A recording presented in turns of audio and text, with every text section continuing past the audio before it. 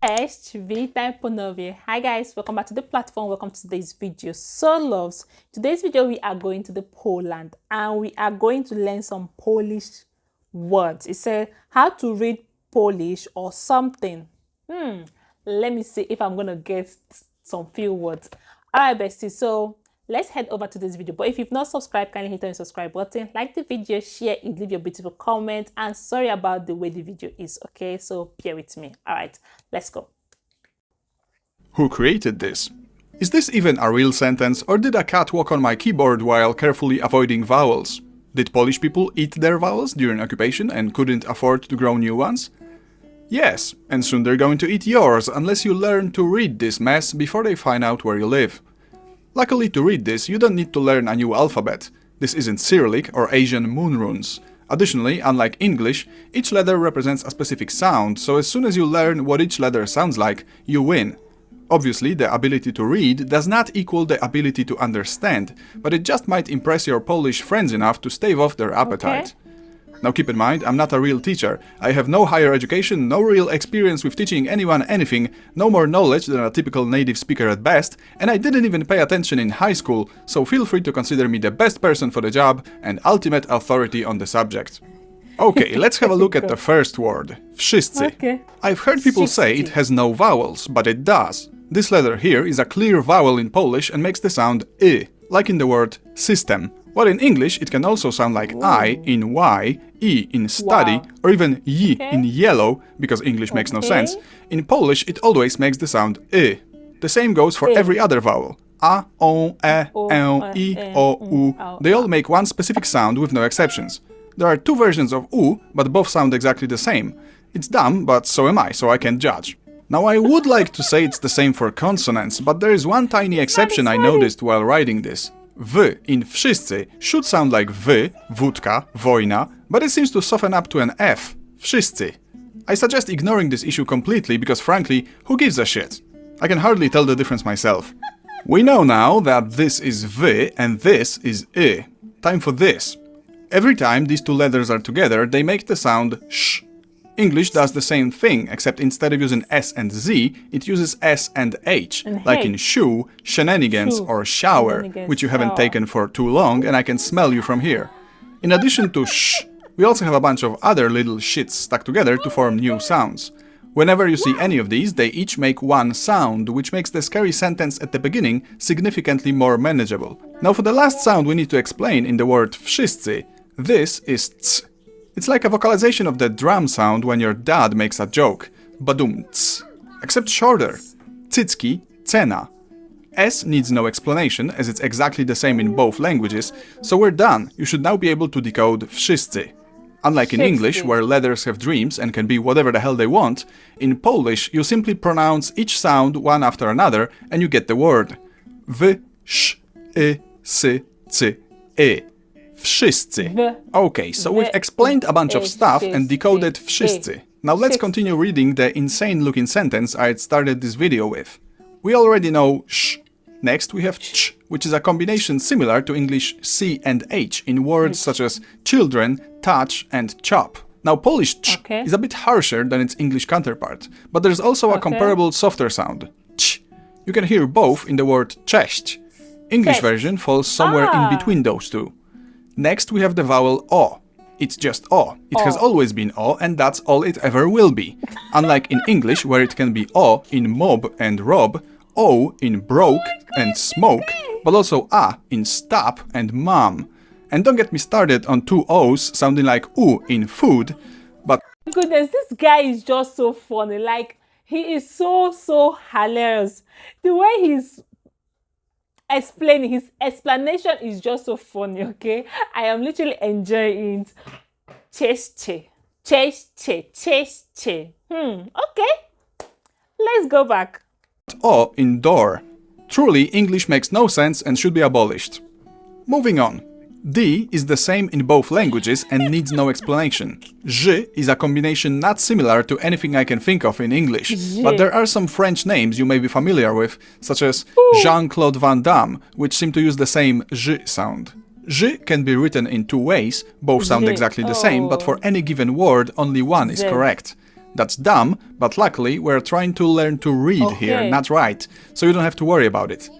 There are some very rare cases of R and Z not forming ż, but you'll probably never encounter them, and I can only think of one example. Marznąć, so I'd recommend to forget about it and act surprised when you run into this 5 years from now. Vowel E. The sound is E and nothing else. Even if a Polish person were to read the English word even, it would probably sound even, because vowels in Polish don't care about your soft tongue and refuse to bend. But you know what does bend? The sponsor of this... Nah, just kidding. I don't have a sponsor. I have not yet been szczodrze given the opportunity to sell myself out. And so we're done with the word szczodrze. Szczodrze. Szczodrze. Now for głaszczą. G is the same as in God, given, or game, but not G in forge. For that kind of sound, we have the combination of... We just learned that. Czodne. Czodne. Did I get it right? He's so funny. Seriously, he's literally so funny. I am literally enjoying this. D and Ż. Dżem, dżuma, or for double the fun, dżdżownica. W is like W in English work or way. A is another unchanging, never-bending vowel. It's not hard, but it is in the word hard, and that's what it always sounds like. While in English, it often replaces other vowels when they come to work sick, such as O in fall, E in angry. In Polish, it's always A. We've already covered sh and ch, so next is O. It's like A with a little tail. It's cute. The same sound shows up in the word telephone. In theory, it's supposed to sound always the same, just like other vowels, but I guess it can sometimes turn into on if you don't try hard enough. Like in the word mądrość, it often sounds like mądrość, and no one seems to care. Now then, głaszczą is done. Time for wstrzemięźliwe. I know this word looks ridiculous, after all that's the reason I created this nonsensical sentence to begin with, but bear with me. We start with the already known to us w from wszyscy, kinda softened up to an F, but whatever. S and T are the same as in English. So far so good. If you can draw someone's attention while whispering pst, you can also say wst. Next we have ż and e, already encountered in szczodrze, then m, the same as in English. Wstrzem. Now vowel e. Like the rest of them, it always sounds the same. Instant fit defeat. E, easy. Next up is ę. Similarly to how a had a variant o, e has a variant ę. You take that e and you drag it a little bit. E, ę. It's like you have e in thank you and ę in thank you? It makes sense if you don't think about it. Ż. Another case of two ways of writing this sound and only one being correct for any given word. One is technically shorter than the other, but it's not all that noticeable. Źle, zima. Z and E together always make a ż sound. As far as I know, there is no z in Polish, and if there is, it's probably a borrowed foreign word. L, the same as in English. E, v, and e have already been covered, so we're done here. W, s, t, ż, e, m, i, ę, ź, l, i, w, e. Wstrzemięźliwe. Wstrzemięźliwe. Last word in our monstrosity, pszczoły. By now you've realized that what may look like 5 consonants stuck together is actually just 3. P is the same as in English and everything else we've already mentioned. P, sz, č, o, w. Just learned now is wstrzemięźliwe. Wstrzemięźliwe. Wow. Does this word have a good meaning? Like, or he just compile or compose different things and add it together? This guy is just so hilarious. He's so funny. His teaching is so fun to watch. Like, you want to know more. That's the way he teach. W, I. Pszczoły. Now, if you were a perfect student capable of learning everything on the first try, which you are not, you would be able to now read Wszyscy szczodrze głaszczą wstrzemięźliwe pszczoły. This sentence, however, does not contain everything, so let's fill in the gaps and teach you how to read every Polish sentence there is. In theory, anyway. Here's all the stuff there is. Here's all the stuff we haven't covered yet. And here's all the stuff we haven't covered yet, excluding things identical in English. Let's start with ch, you hardworking human. It's exactly the same as in English, except it has 2 variants. C and H together also make ch. and I've been told this version is supposed to be a bit softer, but I honestly can't hear the difference, so most likely neither will you. Chleb, chiny, honor, horror. Yi. In English, you often write down this sound as Y in words such as yellow or yes. If you wanted to force Poles to read English against their will, you could write these words like this. Yellow, yes. Ni. Two versions, one shorter, one longer, that sort of thing. You start with an N and soften it to ni. Koń, niski, danie. Rather simple. I'm 90% sure it's not a Monty Python reference. U. Two versions, both sound the same, always U. Dumny, grubas, Kraków. It will never be A, no matter how hard it craves English but. R.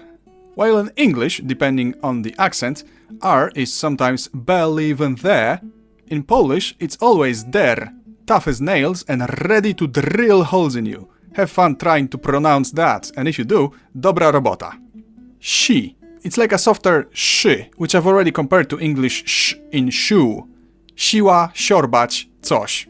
From the harshest to the softest, I'd rank them like this. Dzy. It's not much different than if the letters were separate, to be honest. Feels like this merge is simply the effect of reading d and z very fast. Pieniądze, dzwonek. It's not dzwonek, but dzwonek. I suppose it could be considered a harsher ts. Dż. We've covered z turning into ż, and now this can merge with a d into dż. Dżem, dżuma. You use a close enough sound when calling the name of the world's favorite religious figure, Jesus. In Polish we call him Jezus, but if we were to pronounce his name the English way, we'd write it down as Jesus. And lastly, dzi. Like before, we had a z turning into zi, and now we merge that with d to make dzi. Now that I think about it, maybe this would fit the English Jesus more. Dziwny, dzik, dźwięk, Jesus? In any case, if you've prayed hard enough and your faith in the Polish Jesus is strong, you should now be capable of reading Polish. You still won't understand anything, but at least the jumbled mess of consonants should make a little bit more sense, and if you're lucky, you might not throw up anymore at the mere sight of the word wszyscy. Praise Jesus, or your vowels will be eaten. Guys, this was literally interesting to listen and to watch. I literally enjoy each and every bit of his teaching. He made Polish language a little bit easy and hard, okay, with the way the R, that R was the way he pronounced that R. Oh my goodness. Yeah, he said good luck in pronouncing that. He's just so funny. He made it fun to learn Polish language. Maybe I will play this on my own just to get more of the wordings well. Okay, thank you so much for watching. If you watch to this extent, I really appreciate Jacqueline. And I'll see you all in my next one. Bye guys.